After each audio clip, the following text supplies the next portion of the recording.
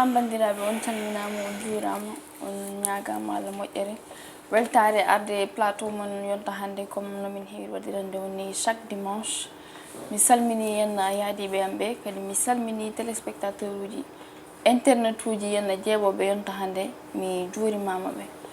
wadde mi hokka konngol yen yaadiɓe am ɓe salmodire bandiraɓe so diwi ɗon min gara invité men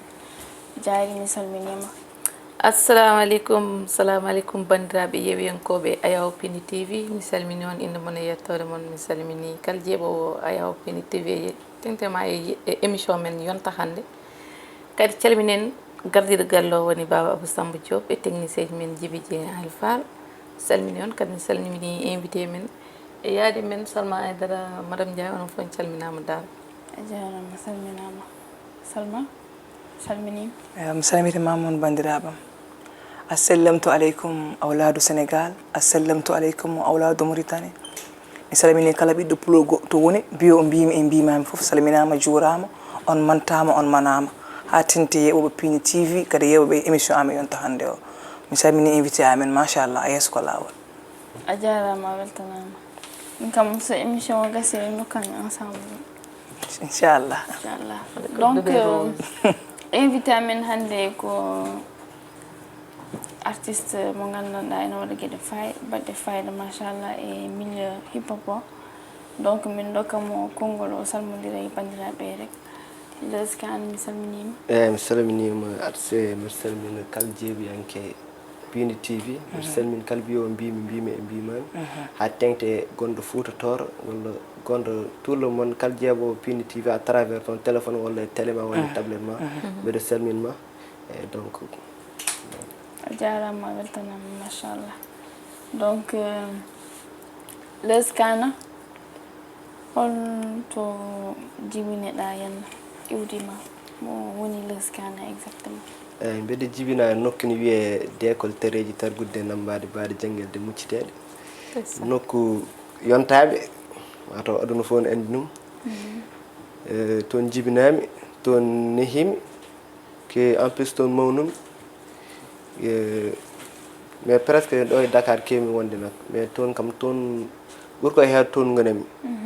eyyi mbiɗa salminimen en passage d'école naaɓe Téréji naaɓe ha nder jeeri wonɓe d'école naaɓe kala jibina toon kala mawnude toon kala poofowo toon a salminama no feewi. a jarama weltanama. Leuz Kane a waɗi étude aji a waɗi jangde hen eyyi janggui école janggui gaccirmi en classe de 4e tinni mataw bandiyagal tawimi accude walla ko rab takimi accude eyyi donc ko yidde nde han tagui henna ƴettuɗa lawol henna rabo henna mbiɗa kañum ɓuranma école comme jaaɗo ha ɓooyi gandumi woni kam sa woni hen a yiiɗa ɓoyi comme na funtat hoorema funta wondiɓe ma te saɗa waɗa hunde aɗa funta hoorema kam o tambina hoorema aɗa andi ka tardo hen par ce que mi yiiɗa mi acca mi ƴeewa wadde ko jinmi ko eyyi ɓayde ko rab jinmi ko noon woni fo e yidde mum jaremi mais Leuz Kane innima vrai woni jinnama ko Leuz Kane ɓe guinnirma non jignabam guinniranimi Leuz Kane min jignabam yam innirimi ko Hassane innirimi ko Bamum bamam aussi innirimi ko mbiyetemi ko Seydou Demba Ba kawmum innirimi eyyi min noon mbi innirimi Leuz Kane kam ko inde nde gandanɗa ko vraiment pansiɗɗi noddata e Leuz Kane mani natɗa e rap noon lanmi rap à l'an 2021 natmi rap mais mi ɓooyi wonde rap mi ɓooyi yidde rap mais mbaɗmi hen focus tan ha gandumi mbeɗen nder rap que 2021 natmi e rap puɗɗimi yaltinde son woni premiére année mi jaltinde son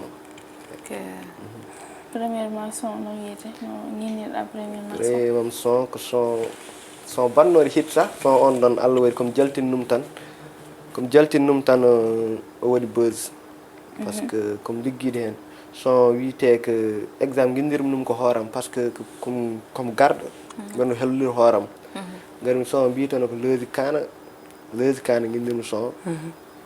sa hettima son tan ɓe may andu won jibinaɗo won nadde guemo won garɗo woni Leuz Kane ari e Allah waɗi jaltimi son waɗi it falde amen nde foof battinumi hettade noon eyyi machallah minen naɗɗa e rab nde a dañani probléme e jinnaɓe ma pour mbima watta rab saabu rab kala nde nden enen gandi famille min nden so jomum wi ko rab waɗata tan ɓe mbiyatmaɗo ko affaire bandiyagal affaire vagabond ji ɗon taw wona joni wona noon saabu rab bo hay nayi ɓe batti heeɗade ɗum est ce que dañani probléme ɗiɗon eyyi min commencement muusini trop par ce que jignaɓam jaadani hen par ce que kamɓe ɗum wawtoɓe ganda ko woni rab ay hunde kam sa ɓuurani ɗum andude cikkata te aɗa yi hen aɗa yi won bonoɓe hen par ce que rab ina waɗi laabi kewɗi won natoɓe hen ina waɗa ko boni mais minen won noon nanni amen hen ko finninde leñol ngol nanni amen hen exemple andinde yimɓe wonka wawa haalde joɗɗa aɗa haalno mais aɗa wawi ɗum haalde à travers nder musique donc ɗum nanni amen hen mais yeyde ha nder o andi mi nattani hen pour bonde o andi mi waɗani hen gueɗe bonde o accimi jaami quoi salam machallah ewa Salma mais bon ko mbiɗa ko rek musique mom so neɗɗo mom des fois aɗa naata e hunde taw wimma musique kam so findinani tan hanguinat e hawjinat e ko noon tan ewa wis kana walla lus kana loosi kana loosi kana loosi kana a fuɗɗi ƴettade clipaji walla a yaltinani clipaji taw non instant mbiɗen yaare clipaji ɗiɗi clipaji ɗiɗi de clip de clip mbaɗɗa de clipaji ɗi joni ko holon woni soma premier clip ma ko holnoon premier clip premier clip moom waɗi ɗum que ça fait 2 mois 2 mois ɗum kay ɓooyani eyyi clip on noon mbaɗmi hen ko son premier mo kay gurtinmi quoi mbattum ɗum clip ok mi nani kadi ɓe mbiya jogui son goto manda ko min tawi mi anda min tawi bonnede min tawi reewi min tawi reewi an jon tagatma wadde choisir oɗon mo min tawi reewi o non min tawi reewi wona question comme rewɗo ko ha bujitimi wona question comme rewɗo a nder vie privé am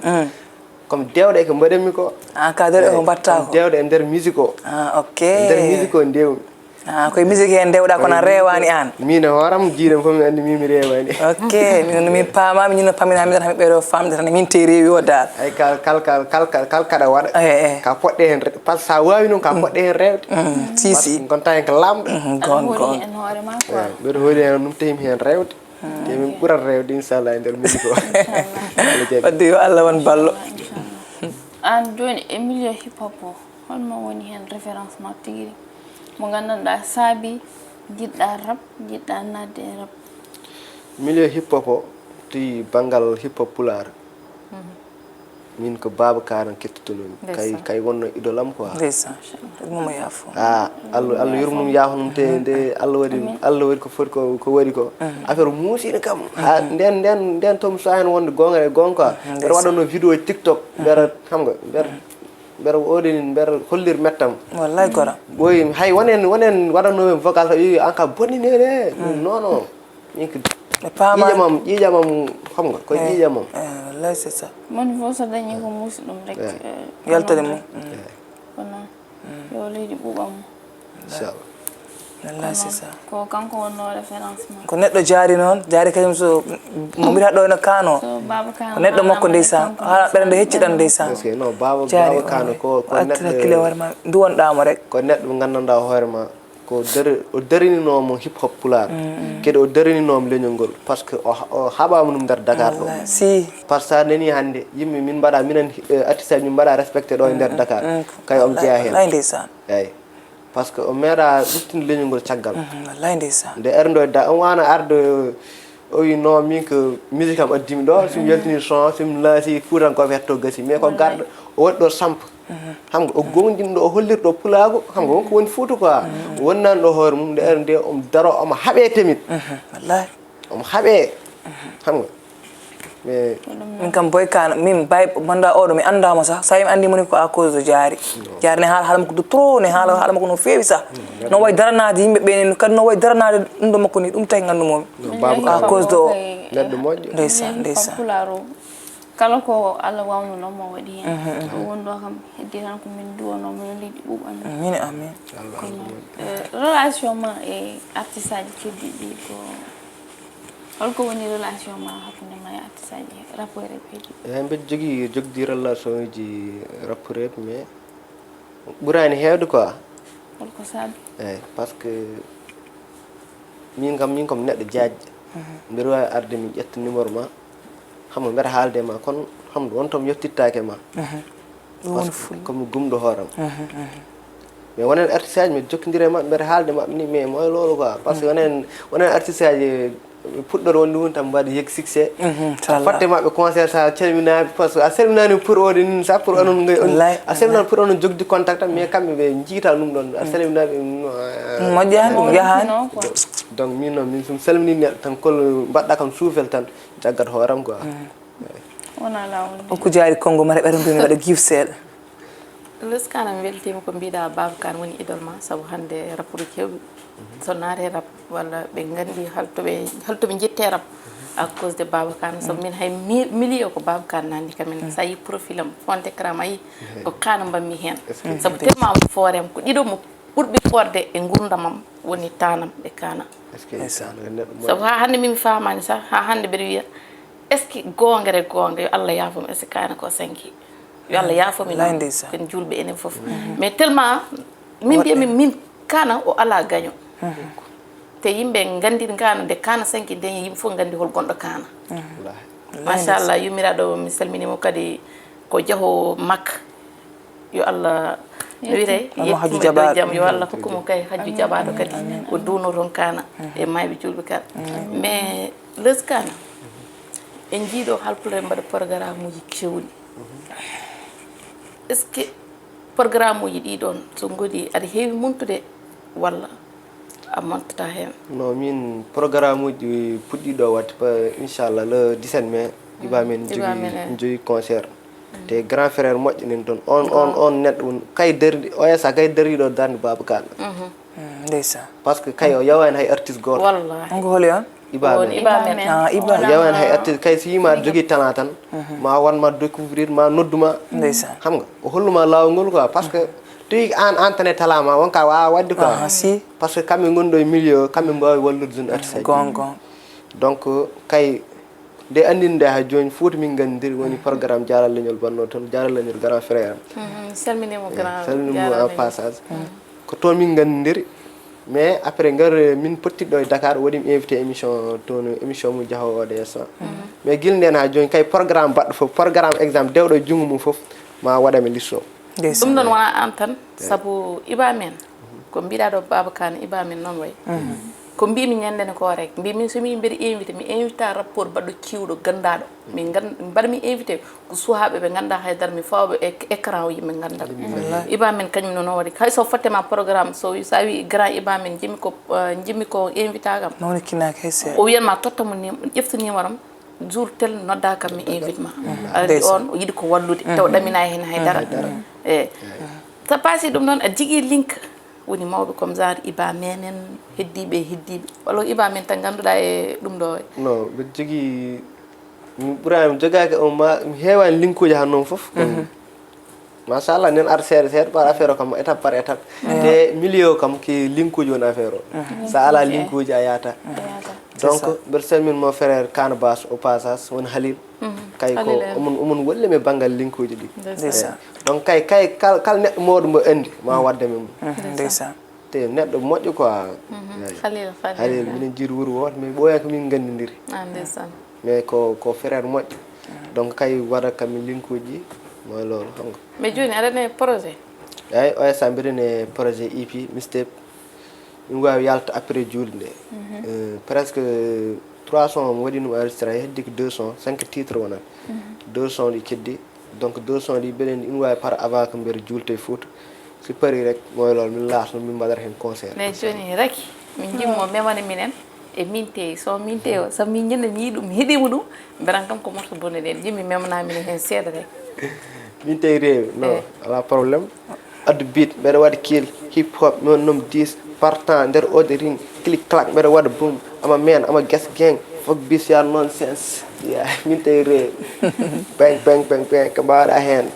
yaade pitin yaade pétas yaade fils pit que me regarde yaade Conakry veut me dégager des pognon tawde kadal héros taw un blanche yaade personne yaade garçon qui veut comporter comme des PD kana pirbi fox dilbi lezi kana moy kasibit bi yaangi filni rabbu wobi konkoron dinki dank zombie te sokhori may so burbi gëna dangereux zombie bere wada bere wat innocent ina jalaare ani bere ani hip hop min way lezi kana woni ki woni phénomène bere joga hay victime ennemi oron tan classe no mbare mi ciow boy yen aywa dem leen toog duma seen morom ma wana morom maɓe moos machallah aka ma ko ta classe oɗo son non ok son ala homo classe ta ɗo hay ay comme beddit pikam rek an kam classe wajibi no bayim tampinde nag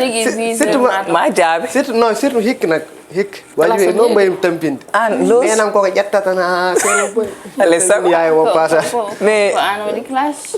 mais los mbiɗa homo classe ta hay goto non min ko ala pari kam sa jaabama kam min woni mi comme jaabi oɗo son kam ka waɗima clip mayo sukku noppi mo rek te yam fe onon so ɗum mbaɗa classe ko tagi on mbawa wadde classe taw on ƴettay non min kam min hawde o passage min kam ƴettataaka neɗɗo nenum walla bamum saltirni mom wadde o affaire o joni mo ƴettore kam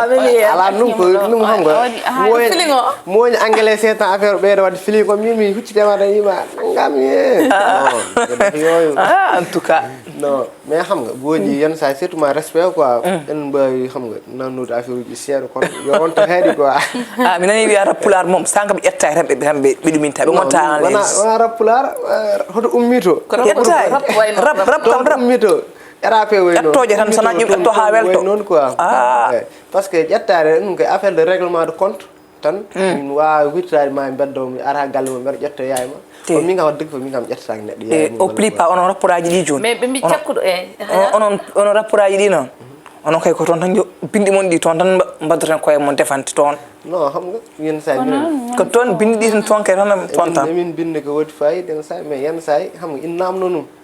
parce que il faut aɗa wawi wadde kaala e gurdam ma seeɗa mais il faut mbaɗa défendre hoorema hande neɗɗo défendre mais est ce que aɗa andi soma min teyre oɗo arani kam ka beddiɗo pigma ko beddit pikam aɗa pari noon à tout moment pas wi yayma kala ko mbiyeɗa kam yo deggi rek ala portude pelente ala wiɗani yeftoyo yo cusu joni o min hulani min probléme min e musique o mi hulani eyyi donc won weddotoɓe won classé won classe o bondi wayno comme muñera classe elzo gelzo si gelzo on kam ko suwa ɗum classe on kay hokkangaɗo gelzo e on no bewi kam hakkude ɓe ndewat on no bewi de on kam ko bewɗo complexe so sabu kam wiyama so jiiɗi wiide hunde tan ko hakkude hen newata on ko bewɗo kañum min kay on mi suusa ɗum joni rap hardcore ko tagi joni yimɓe ɗacci rap hardcore joni pour mino hasko ɓe goppani kono change juuɗe mabɓe ko ɓe usima da natti jogade doole on mo joguino adana joni ko musique tan rap kecce en tan bon mi wiyani ko kecce sample mais ko ɓuuri wadde hen ko heewi hen ko woppama joni non parce que sa yi kay jamanu e musique kay jamanu yahat hot jamanu tolni foof toon noon yarat quoi ko love tan eyyi joni noon mato wajiɓe ɓuuri wurde ko love xam nga yenn saa yi affaire yaat xam nga bituji ɗi ni change beatmaker uji kesi ni gara animateur uji kesi ni gara am affaire on change xam nga duna no change rap on change golle goɗɗe no change noon tan yiya par ce que hande hardcore aɗa wawi wadde hardcore mais hardcore koko maayi quoi koye rap jeeya mais rap ay rap ala frontiére way ko musique rek sa woni artiste il faut mema foof I mean mbeɗa waɗa hardcore mbeɗa wulno jaw mbeɗa meme love o seeɗa par ce que yenn saa mbeɗa wurno kadi mbeɗa meme exemple life o seeɗa aduna par ce que yenn saa mbeɗa wuura mette yenn saa mbeɗa wuula ko weeli ay neɗɗo sa woni artiste jeem yimɓe ko woni e maako mbaɗa exemple kolla yimɓe ko woni e maako min ɗum mbaɗi min ko woni e yam ko kaalimi quoi kadi min mi wuurani hat tan mbeɗa wuuri gueɗe kewɗe il faut mi yaltin ɗum aussi si no mbiruɗa ni kono ko joni rappere ɓe hewɓe joni ko ɓuuri hen hewde ko love tan yimata ko musique yimata ko musique watta rap gonga ni habbata rap kono rap o ene manque joni ene manque non wonen artiste aji kamɓe ko toon ko ɗum woni golle toon ɓe basi e goto foof e rêve mum e goto foof hono yiɗiri musique o wonen talent mabɓe toon ɓe ɓuuri forirde eyyi min wattani men oɗo donc wonen tamit kamɓe hardcore ɓe ɓuuri wawde kamɓe ɗum ɓe mbaɗat wonen aussi xam nga neɗɗo kala ko mbawɗa ɗum wonen kadi ko rim ɓuuri wawi ko rimde kadi mbawi wonen kala ko mbawɗa dal ɗum ko min kam komi polyvalent je peux tout min kam raɓele man tan ko rimu gongol wadde polyvalence min kam foof mbaɗami a weltam hen min kam tawi ko ɓeydana hen ani Salma sama gani ke bi min kam rabbil heɓa tan ko rimde nde rim ko nandara o no wela min ji ɗo rapport Bremix on ji o waɗi ko live ko rendu halkore meeɗa yiide mais est ce que ɗes kana hande sa hokkama ya comme hande no Bremix waɗi live ni saabu noon waɗi invité kam foof rapport ji noon ɓe montiri ala mi kali som ala probléme ala ɗiɗo est ce que an sa noddama e concert live aɗa wawi juude ɗum non so noddama concert live mbiɗa wawi no juude parce que min to gonmi to gonmi koye leegal gewlaji ay wawa jogo fidde yen sa mbiɗa salmin mo père sama wayla o passat kay mo jogui toon studio mawɗo toon près toon mbaɗen ferek mais artiste aji mballakma no kewi toon arde quoi yen sa eɓe mbaɗa livre uji ara ɓe daro mbiɗa fiiji hen tan mais min somi waɗama somi invité ame livre kam live te mi suwano wattu wadde nak mais somi dañi ko jiɗmi ko ɗum mbatten wadde par ce que ko non woni musique joni o par ce que affaire ko waɗi gongare gongode eyyi non woni gongare gongo orchestre ma daroɗa jima xam nga mais won sa waɗi noon won wiyama non ko feek walla man ɗum waji ɓe poti accu feek ñanden de ɓe ñami vrai artiste jaɓat wadde wawde vrai artiste biram siko vrai artiste num tek tubakoɓe jiiɗa Afrique wadde rew haajuma rek ka sakeftade non musique Afrique si tolnima to tolni to ko à cause de num ɗon tan parce que arti ñoom rema en ɓeɗon jiida ko concert mabɓe wona ko en live kamɓe ɓe gadda orchestre mabɓe pi mais ɗum aussi par ce que wona enen tan gone meccal ngal ine woodi hongoɓe nene meccal ngal joguiɓe piano ji nene meccal guitariste uji nene meccal ngal donc sa yeehi aɗa waɗa hunde non a nawran ɗumen kamɓe foof waɗa waɗa télécharge bitma tan gara tegara wara yimɓe hen sañi wawi moƴƴude wawi wasa moƴƴude non nodduɓe joɓaɓe ɓe mbaɗatma gueɗɗe gonga hemɓe jeeyani ko kalɗa ko gonga hemɓe jeeya donc en jettima e fin émission amen mi hokka Diary wallodirey e bandiraɓe Diary invité amin min beltima machallah kadi madame Ndiaye enene weltanama Seydou Ndiaye holmo addata ko noon on jii kam hande puddam ndi iwani ɗe balle ko murtannaɓe kamɓe tan mbomi diwbolɓe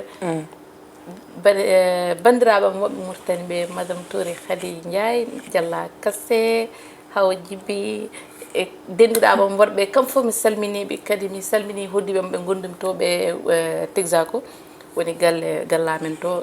sala o hande kam mberen ko mbiyata komo yiyata cuuray e suwama wonɓe to e hoɓɓe makko ɓe kadi mi salmini on mi salmini futankoɓe foof kadi mbiɗa yettanenam e babam jinnaɓeɓe kadi e waɗoɓe kam encouragé e fansiji Diary Ndiaye bayla boɗejo ñande foof ko nodduɓe ƴeewa numéro Diary ɓe mbi duwaw tan ko hunde duwaw mbiyami duwaw ɗo duwon toon kamɓe Allah hawri yo hawre jaɓaɗo ya barke Allah mi salmini on kadi ha dimanche inchallah amin ya rabbi Allah Salma ane waynodire bandiraɓe eyyi machallah notre invité merci beaucoup tami a jarama no fewi caggal nde garɗa e jaɓanɗa min invitation amen noon min beltanimama no fewi hamin ñagoroma Allah yo Allah hokke ko jiɗɗa hen ko Allah hokke ya barke Mouhammadou nawruma yesso ko jiɗɗa hen ko fof Allah waɗane joomum inchallah eyyi ko noon tan mi ummi ɗo mi yaha dondu Amel Samba Pari Fouta gara jiya ko wata jewna mi sammini ya Abdou Gueye mi sammini ya Famatou Lam Niang somi pari mi yaha Kerma Sarr mi sammini ya madame Sarr Maynuma